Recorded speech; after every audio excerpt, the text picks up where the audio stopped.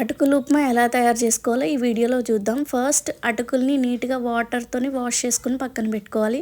Next కడాయిలో oil వేసుకొని oil heat అయినాక ఆవాలు, జీలకర్ర, మినపప్పు, పచ్చిమిర్చి వేసుకొని ఫ్రై చేసుకోవాలి.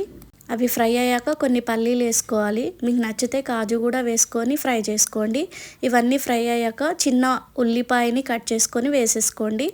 ఉల్లిపాయ మెత్తబడ్డాక అందులో కొంచెం కరివేపాకు, కొంచెం పసుపు, తగినంత ఉప్పు వేసుకొని ఫ్రై చేసుకోండి. ఇవన్నీ ఫ్రై అయ్యాక ఆల్రెడీ మనం కడిగి పెట్టుకున్న అటుకుల్ని అందులో యాడ్ చేసుకొని ఉండలు లేకుండా నీట్‌గా కలుపుకుంటూ ఫ్రై చేసుకోవాలి. ఒక 2 మినిట్స్ ఫ్రై అయ్యాక మొత్తం మిక్స్ అయిపోతుందండి. నెక్స్ట్ ఇందులోకి హాఫ్ చెక్క నిమ్మరసం కూడా యాడ్ చేసుకొని నీట్‌గా ఒకసారి కలిపేసుకోవాలి. అంతేనండి, ఉప్మా రెడీ అయిపోయింది. ఇంకా సర్వ్ చేసుకోవడమే. వీడియో నచ్చితే లైక్ అండ్ సబ్స్క్రైబ్ చేసుకోండి. Thank you for watching.